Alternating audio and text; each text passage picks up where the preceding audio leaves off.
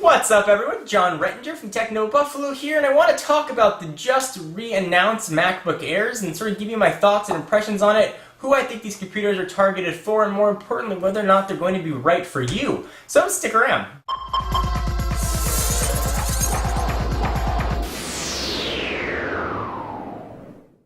So the redesigned MacBook Air, much like the model it replaced, is a very polarizing product. Some love it, some hate it, and some maybe sort of in between. So I want to go ahead and run through the specs first and then talk about who these are targeting. So they're going to come in actually 4 configurations, 2 screen sizes, 11.6 and 13.3. Let's start with the newest form factor, 11.6 inches. It features a 1.4 gigahertz Core 2 Duo chip. An extra $100 is going to get you a 1.6 gigahertz Core 2 Duo chip. Comes with 2 gigabytes RAM. You can up that to 4 gigs for an extra $100, which is actually relatively reasonably priced considering Apple's RAM has been notoriously expensive. So it's finally nice to see Apple bring their prices down to reasonable expectations. The standard configuration for $999 is going to get you 64 gigabytes of flash storage. Essentially what Apple did was they took a standard solid-state drive that in a previous MacBook Air came, I believe, a 2.5-inch container, took it out of the container, soldered it right to the motherboard. And that's going to give you this new instant-on capability, which is not instant-on from a cold boot, but from a deep hibernation. And you can upgrade that to 128 gigabytes if you want to sort of jump to the next model, which is going to be $1,199. And this whole thing is going to weigh 2.3 pounds. It's going to give you 5 hours of supposedly actual use battery life, which is pretty long for a computer that size. Now it gives you an extra USB port, so we can total of 2, which sort of addresses one of the major complaints with the original MacBook Air. It's got a screen resolution extremely high, actually higher than the outgoing 13-inch models that are replaced, of 1366 by 768, so really high-res screen, and they all feature the NVIDIA GeForce 320M. Jumping up to the larger model, the 13.3, you're going to get a 1.86 gigahertz processor, standard, 128 gigabytes of flash memory for $12.99. You can up the RAM if you want for $100. You can also up the processor for $100 to 2.13, and of course you can go to the 4 gigs of RAM as I just mentioned. If you want to sort of do all that together and get 256 and a little bit of faster processor at 2.13 gigahertz, it is going to cost you just about $1,600. So it is going to be a little bit on the expensive side. So who is the MacBook Air for?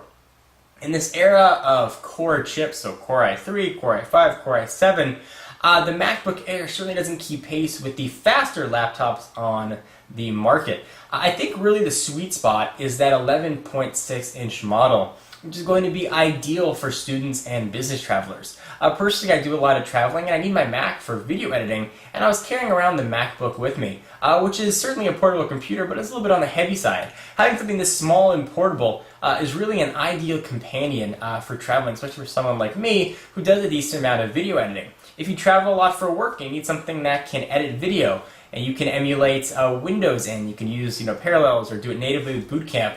You now have a full power computer in the 11.6-inch netbook size package, weighing very little and with stupendous battery life. So if you want something to take to class with you or something to carry with you when you're traveling, it's a fantastic secondary computer.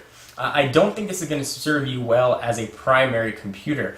Certainly it does have a Core 2 Duo chip, which will make it decently powerful. The NVIDIA graphics is going to be usable, and it's going to sort of take care of your regular graphics needs. But as an everyday powerhouse, you're going to sort of run into, I think, a storage bottleneck as well, sort of maxing out 128 gigs on that 11-inch model. If you can live within its limitations, however, the MacBook Air may serve you if all you're looking to do is regular email, do some web browsing, maybe check out some YouTube videos and play an occasional light game like World of Warcraft on some low settings. The MacBook Air actually may be a pretty decent computer to bring with you, and it can power the full 27-inch Apple Cinema display right from that little 11.6-inch screen.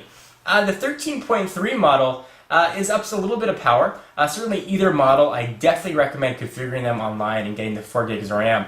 For $100, that seems like a no-brainer to really improve performance. If you ever want to run Windows or virtualize it, having that extra RAM is really going to be helpful. And running multiple programs and doing video is really going to help. So if you're looking to get a MacBook Air either configuration, get it online and get the extra RAM. Do that before you upgrade the processor, whether you want to go 1.4 or 1.6 or whatever you want to do. Really go for the RAM first. The 13.3, I'm not necessarily sure who that's targeting. I think the MacBook Air now is sort of teetering on that netbook line entry point of $1,000, $1,100 after you upgrade the RAM. It's about $400 to $500 more than a standard netbook. But you are getting much more features than you would get on a standard netbook, much more usability than you get with an Atom processor. So I think it's really going to improve the longevity of the computer, where you might have to pick up a new netbook after a year and a half because it's just slow and isn't working, especially if you're trying to do a decent amount of video watching or HD streaming. The MacBook Air is really going to serve you. 13.3 inch, if you're still a business traveler, you're a student, you want something a little bit larger, it may be not a bad option. It's sort of now in a power line with the entry-level MacBook, the white plastic one, certainly par for par and spec for spec. It's very close and certainly weighs much less and is a little bit smaller. So sort of the short-winded answer here, the MacBook Air is going to be perfect for you if you are a business traveler or a student or someone who demands portability. Wherever you go, you're going to get a computer that's going to be able to do all of your everyday computer tasks, including HD video streaming. You're going to have to limit the limitations, however. You're not going to have an optical drive, so unless you want to pick up an $80 edition, you're going to have to sort of live within that limitations and use USB or whatever else you want to do to get your content, downloading it or otherwise. However, that being said, I'm quite excited about the MacBook Air. I think it is a complete huge step forward as far as design and engineering, and whether or not you love Apple or hate Apple, there's no doubt that's going to sort of drive the market forward, and we'll see competing products from Dell, HP, and the like that are utilizing some of these new engineering techniques, like actually taking the flash out of the container, putting it right on the motherboard. So we're going to see sort of a new wave of ultra-thin, actually powerful computers. So I'm excited about it. What about you? Do you agree, disagree? Are you excited about the MacBook Air, not excited about the MacBook Air? I really want to hear what you guys have to say. I am John Rettinger from Techno Buffalo, and I'll see you guys in the next video. Bye-bye.